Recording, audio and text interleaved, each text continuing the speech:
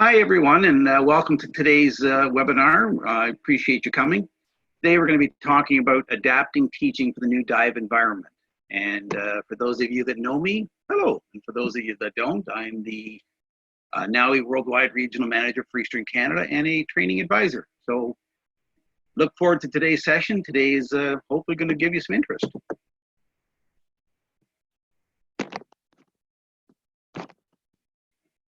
So welcome.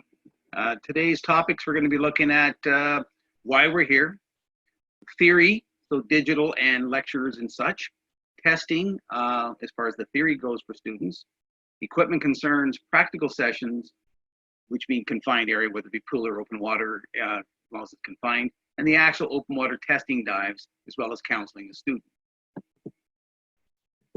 So, for you, those of you that do know me, here's my information and contact information. I'll have it again at the end. If you don't know me, it's all here. And if you do know me, you probably have it already.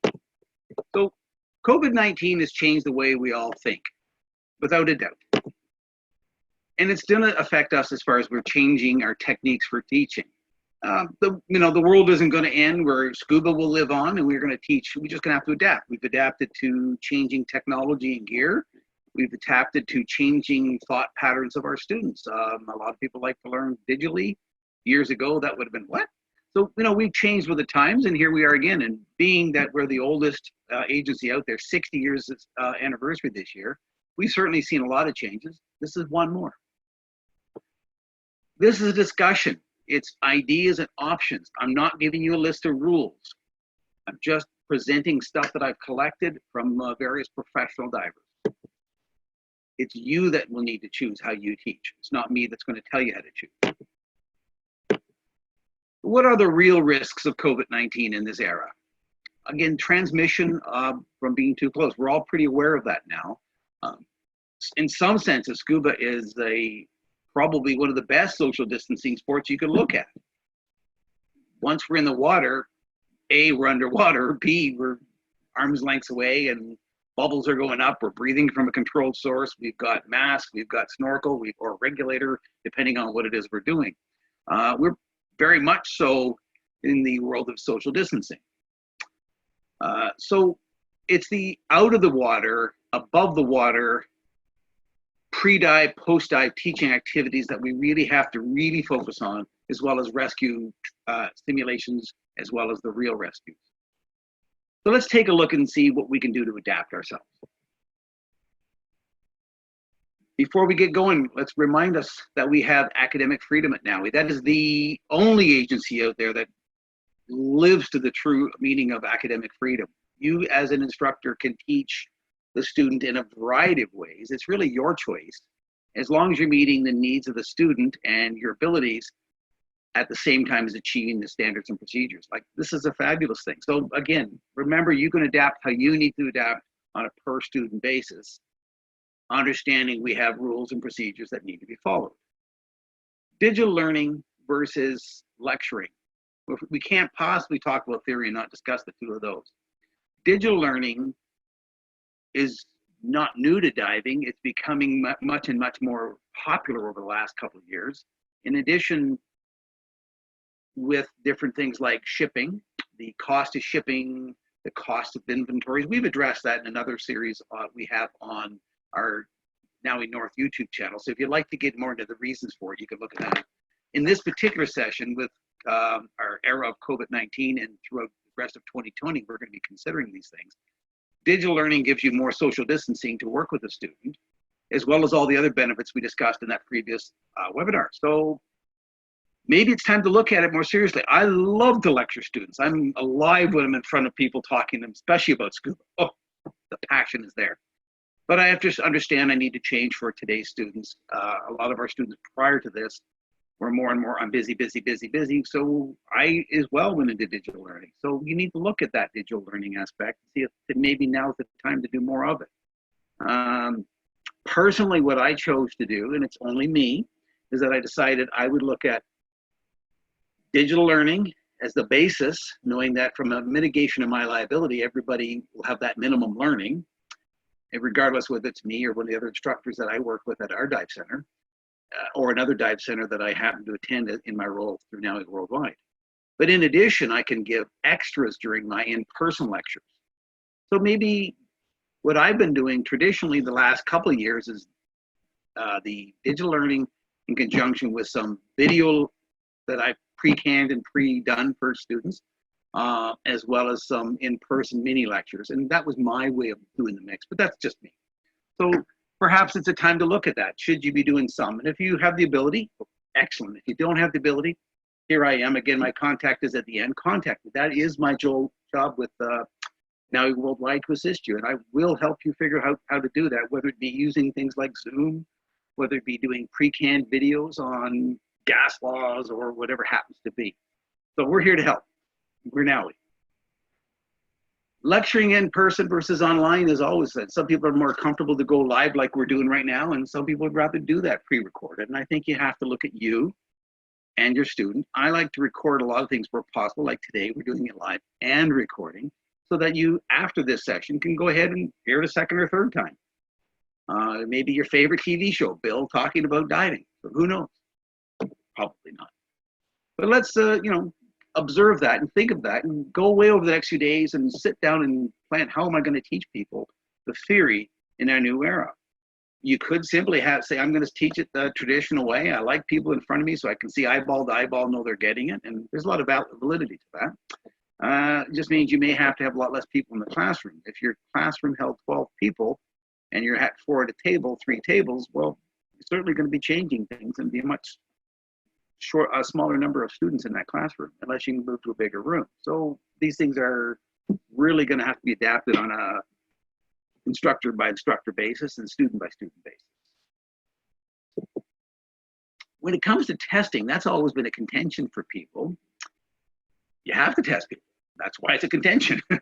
It's up to them to pass. It's not up to us to pass them. So we need to know that they've learned the theory and are able to apply that theory. Again, I'm going to use a personal example here, what I do. It's not right, it's not wrong. It's just what I chose to do is I go through the digital learning. They have all their quizzes and their exams online. I also give them some mini quizzes prior to our practical sessions, which is your in-water training, as well as I do a little exam at the end. So I overdo it. What I used to do, I cut down to about a third, but I added fully in what the NAUI digital learning. So it's actually 1 1/3 of what they used to do rather than a third. I personally want to see the student write a quiz to make sure they get it. I want to see them write it right in front of me so I know by looking at their eyeballs. You may ask, oh, how do I do that? Well, again, through social distancing, I could be sitting 6 feet away or more and watch them write the test, but you can also do it online. You know your students. If it's a small class, you know the students well, so you know they're in front of you and you know that they're the one writing. And if they're not, you could simply have them put their ID out in front of their camera, hold it in front of the camera like I'm holding in my eyes, right? My fingers are to my eyes there. If that was a ID card or a business card, I could simply hold it up in front, driver's license, something. You could put something up in front to say that here's who I am. I'm Bill Doran. Here's my driver's license. And that would give you one source of knowing you're with the right person.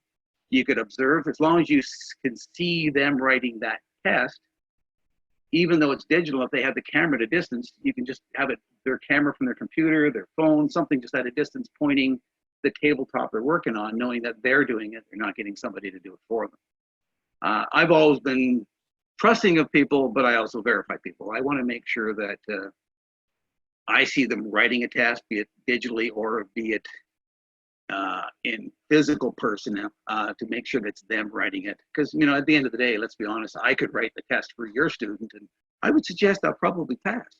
I hope. Okay, so we'll look at that. And there's lots of tools out there for doing these. If you're comfortable with it, continue. If you're not comfortable, again, my contact information was at the beginning and will be at the end. Contact me. I'm here to help. My role with NAUI Worldwide. Equipment concerns is a big one. Everybody's talking about that now.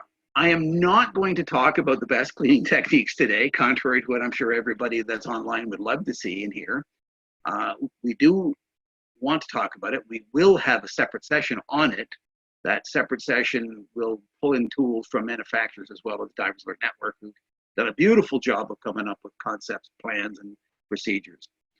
Today, we're not going to talk about cleaning. If you want to tune into that, you can watch the schedule that I email out. You're clearly getting the email if you're on this line. If you're not, because a friend has recommended, again, take my email address off the end and contact and say, Bill, can you put me on your newsletter, and I'll make sure you're on the newsletter, and you'll be notified when all the different topics are on schedule. You can also tune into our Now We North YouTube channel, because once we do these, within a week, they're up and posted. Sometimes within a day. I just want to promise a week. I guess we need to do some nitty tuckies. And they're there for you to view once, twice, 16 times and enjoy. I always recommend go to Divers Learn Network. They got a great resource. Go to NAUI Worldwide. They're an excellent resource. So let's look at equipment concerns as far as teaching. When looking at any piece of equipment, let's look at a few little things, okay? For instance, all the topics we look at, think to yourself, owned versus rental, beginner versus continuing learning. Because there's always going to be a differential on that. Pardon me. As far as the new beginner, they've got nothing. They start accumulating gear. As far as somebody who's on continued learning, be it they're taking advance or rescue, they probably partially assembled or have assembled their whole gear. So this topic needs to be thought of in a few different areas. So keep that in mind as we discuss the next few slides. First of all, I'd like to bring up personal equipment. Traditionally, we have that mindset. Somebody starting out diving, their personal equipment, mask snorkel fins. And quite often, mask snorkel fins, boots, because with the proper fins that we use in scuba, without boots, it's kind of rough on the feet. So the traditional sense of personal gear is there, has been there for many years. Some places don't ask you to buy the personal gear at the beginning of a course. Some do. That's really up to the dive center and or instructor that's teaching, whether you're independent or a store or whatever. As far as I'm concerned, I'm always of the fan they should buy their own mask snorkel fin, make a commitment to learning to dive. That's just my own bias. But perhaps it's time for you to look at your dive center and say, okay, as an independent instructor, as a dive store, as a professional educator, this is what we're going to do in our spot. And you need to think about that. What is considered personal gear? Now, if somebody's taking a dive master course, I consider head to toe personal gear. You should have it all. And if you don't, you're not ready. That's my opinion. But you have academic freedom to make that decision on your own. As far as that goes, stop and think about it. I mean, is a reg personal gear? Is a BC personal gear? Where do you draw the line? Because with COVID-19, cleaning of gear, all this is going to be an issue. But how do we make that? Okay, how do we decide that process? And I'm asking questions that you can go back and look yourself. I'm not going to give you the answer because we're all individuals this way. What is the cost to have that gear on our rental line versus them have it themselves? We always have to look, do I need 12 regulator sets? Do I need 6 regulator sets? What do I need? And with the change in processes we're going to have to look at, what's the new cost for me to have that? Having a regulator on the line has a cost, a hard cost of putting it out there, a hard cost to maintain, but it's going to have a hard cost of increased cleaning. It's also going to have a hard cost of rotation of stock. Can I bring that regulator in this morning, hand it back out this afternoon? And the answer is probably no. I know in our dive center, it's going to be no. It's going to be a 3-day turnaround, minimum. That means if it's in your busy season, you may need double the number of sets of reg sets, or triple, or depending on where you are. This is a significant thing to think about, and you decide how you want to dedicate your cleaning versus how you want to dedicate your rotation of stock. And they're opposing forces. The better you clean them, not that we were dirty before, but the better we clean them with COVID in mind, the more likely you could put them back out in a much quicker time frame. Where the less time you want to dedicate to cleaning them, they're going to have to sit up to 3 days, maybe more. So that's really for you to look into and double check. And we need to think that cost through. There's hard costs associated with that as dive professionals, be it an independent instructor, even probably more so than a dive center or a professional educator.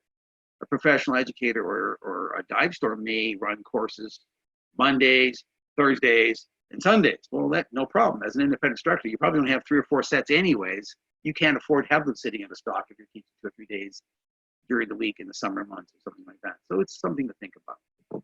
But what about the student? If we say, hey, no problem, from now on, I want you to buy everything. Your personal gear involves mask, snorkel, fins, hood, suit, boots, gloves, regulator, BC. There's a few $1,000s. What's the cost? If you think of the scales of justice, what's that cost to the student in dollars versus the safety for the student? And you got to throw in safety. I also got to do the safety to the student, the liability to me, because the safer I make it for them, the more that's a good balance, right? Their safety and my liability are on the same side of the scale. The cost is on the other one. And we have to decide. I mean, if telling students learning to scuba dive is a $2,500 cost, we're probably going to take a major hit. It's not going to work out very well. On the other hand, can we go out and spend another 10 or 15,000 into our line, or do we hire another person who does nothing but clean gear? If that's the case, what kind of environment is that for them to work in and the costs associated? So it's a big deal. Who's going to bear the cost? How can we share the cost between the student and the instructor and any other staff? Because if you're not making money as an instructor, even if this is a hobby and you're doing it on the side, you have to make money. We have insurance. We have professional dues. We have gear.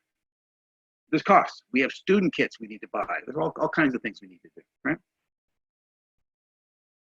Is the student better served having any particular piece of gear? And look at the gear. Each piece of gear and decide. I mean, I kind of lean to they should have mask, snorkel, fins, and neoprene maybe. And it's just the regs we're going to have to clean. Or who knows, right? I'm just throwing out one idea. And let's look at that benefit. When running any practical sessions, these are whether they be in pool or in the shallows of the water or in a confined open area in the lake. I know that sounds like an oxymoron, confined open, but you know the definition by now. How do we run this? A lot of the time, first of all, we have to look at the social distancing, stay one leatherback turtle apart, or if you're a good Canadian, stay one hockey stick apart.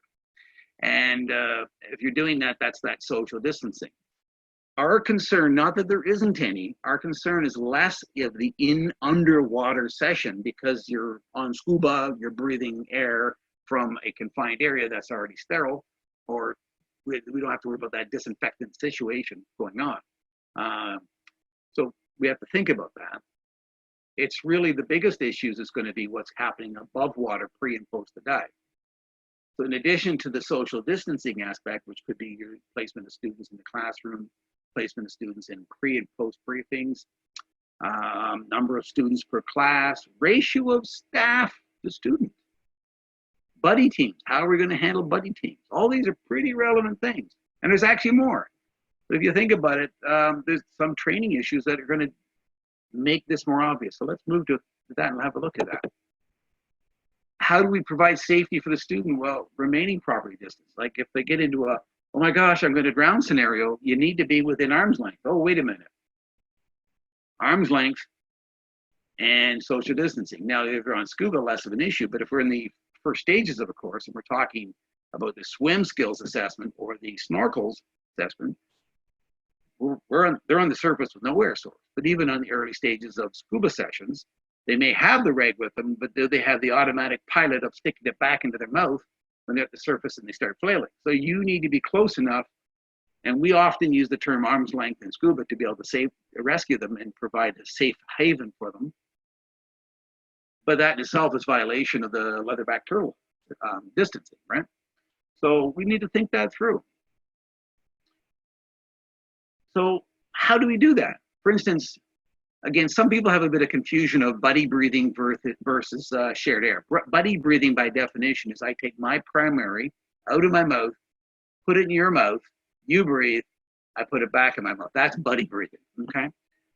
It's become synonymous with shared air. Buddy breathing, you haven't had to do for many years now. So it's not a mandatory skill set. It's an optional skill set. I'm suggesting it's going to probably in many dive centers become a no, period, no discussion. And I know in my particular teaching, we've not been doing it for a while, and we certainly are not even going to consider it an optional one at this point. It's a no-go, no-fly zone. However, shared air is a mandatory skill that must be trained with students, period. That's not going to disappear. We got a directive from NAUI training department at HQ, and that is not coming off the list, and I agree with that 200%. In a rescue scenario, they have to be able to understand how to take that break. And that shared air is my safe second coming out. It's been in nobody's mouth, it's in your mouth. Now, quite often, a lot of people call that buddy breathing nowadays because they don't realize from the, if they're newer, if they're not a vintage instructor such as myself, you like the word vintage? Yeah, that means there's white hair. The non-vintage guys may think that that means the same, but it actually was two different skills. Shared air is a must. And just looking at this one skill only, you realize how the complications could be there. If I have 4 students and I'm teaching alone, I take student 1, show them how to do the shared air. I take their reg, they take my reg. That's done. I can't do any more of that today. Session 2, I can work with student 2. Session 3, I work with student 3. So I'm going to have to mix and match my class, and perhaps your paperwork is going to have to be just a little bit altered. Not that we don't do good paperwork, most of us, and actually all of us do. And as a course director trainer, I'm telling you, most people do. They do a good job of it. But you're going to have to adapt your paperwork to make sure that you have proper check sheets, because you didn't do, the whole class didn't do it, just one person did it. So I don't know that it'll make your sessions any more in multiple, but they may just be rejigged and reorganized. At least I hope that's the case. You may have to add another pool session, but that's an extra cost. Got to make money, got to break even, right?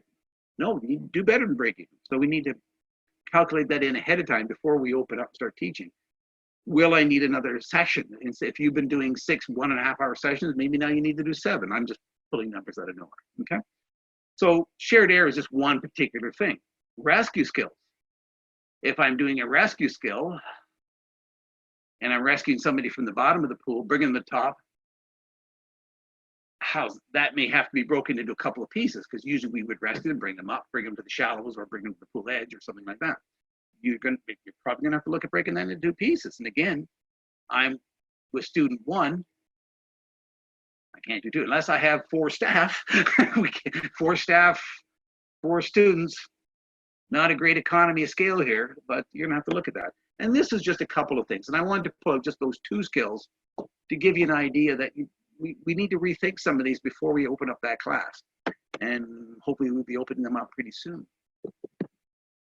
Well, what about open water dives? Those 4 testing dives that people need to do, and the snorkel skills. Again, not that we're not concerned with underwater, but we're most concerned with the above water, the pre, and post times with the pre-briefs, the post briefings, the assembly of gear, all those things. Take each of the skills and look at how do we do that in a better way with social distancing, even buddy checks. In our video from last week, again, if you want a copy of it, or you'd like to link to it, or you need to see it on our YouTube channel, let me know and I'll get that to you. That we discussed that. And there's various ways you could do it. I'm not going to dictate which, but I did provide 3 different options that you could look at. So we're going to have to keep that in mind when we're doing the open water testing. So, and again, there's no open water testing that is complete without having done a shared air situation. Again, if I share air underwater with 1 student, that's it.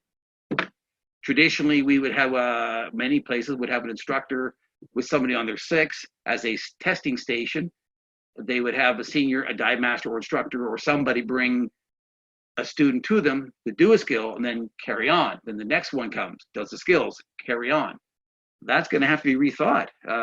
Doing private open water testing might increase the cost. Matter of fact, I think it probably will. Just a thought.